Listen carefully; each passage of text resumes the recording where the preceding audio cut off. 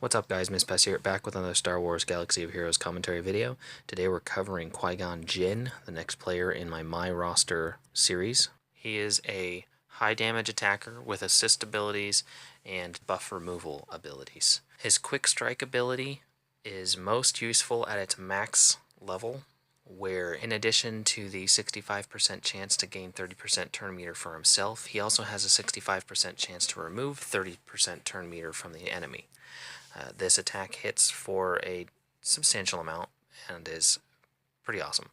His Harmonious Assault deals special damage to target enemy and calls an ally to assist. The assisting ally also gains 75% increase to their damage at max. He also heals the ally that he calls. Humbling Blow is a special attack that deals special damage to target enemy and removes all positive status effects. If an effect is dispelled, all allies gain offense up for 2 turns. There are a couple of bugs with that ability. There are some ability buffs that will not be removed. Agility Training is his leader ability, and with that, all Jedi allies gain 25 speed. His gear from gear 8 to 9, 4 of the 6 pieces are very easy to farm.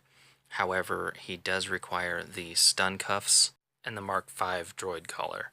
The droid collar is the one obstacle that you have that prevents you from gearing him to gear 9 without doing raids. His shards are found in the Cantina shop, so he'll be competing with other characters like Old Daka, Fives, Boba Fett, Ahsoka Tano, who are some of the more popular characters to farm from the Cantina shop. He is available in your data cards. They have a special right now.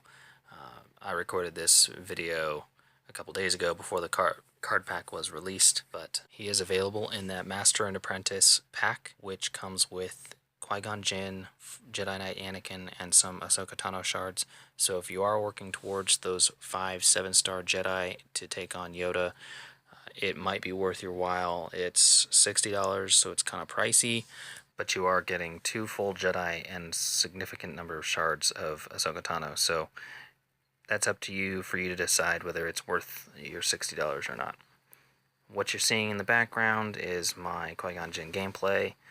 I wanted to kind of show you guys how much damage he's doing for me at gear level 8, level 76 with that maxed out main ability. The turn meter reduction, you'll catch it a couple times, but just like Tebow's ability and other characters with turn meter reduction, it does get resisted. So that's probably the most frustrating part of the latest updates that have happened recently.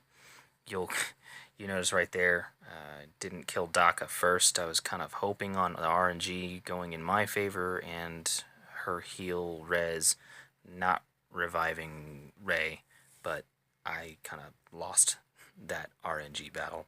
You'll notice that his abilities do hit relatively hard, especially his ability that removes buffs.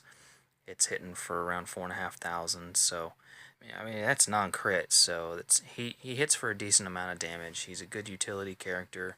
Right now he's rolling in my arena squad. I use him very, very heavily in my challenges and in Galactic War. He's really just a good character to throw into your lineup if you have an empty spot or want to have a character who can remove buffs from your enemies while also granting buffs to your team. Me, personally, I put him in as a replacement for Poggle the Lesser on my arena team because I wanted to have that offense up ability, but I also wanted to be able to remove taunts because tanks are such a very popular part of the current build right now. I didn't cover his health earlier, so I'm going to throw that up real quick. He does have a decent amount of health.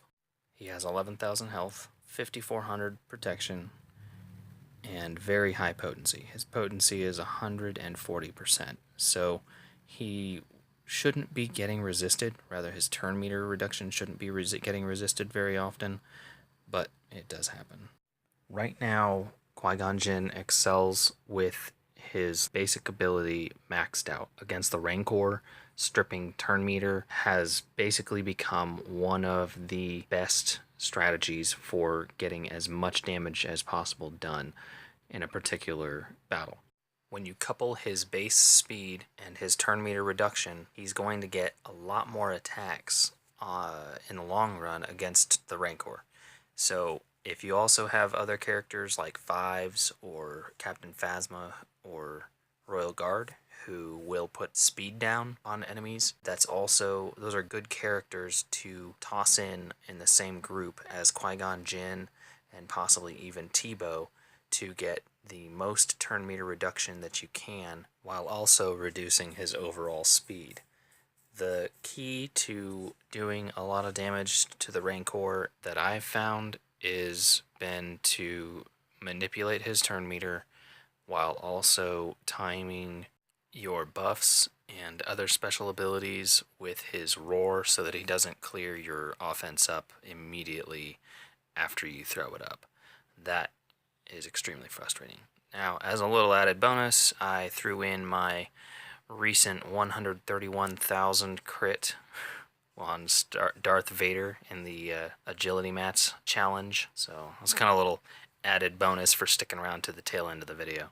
As always, like, favorite, subscribe, and if you got any suggestions for future videos, throw it down in the comments below. Next character up is going to be Count Dooku, so keep an eye out for that one.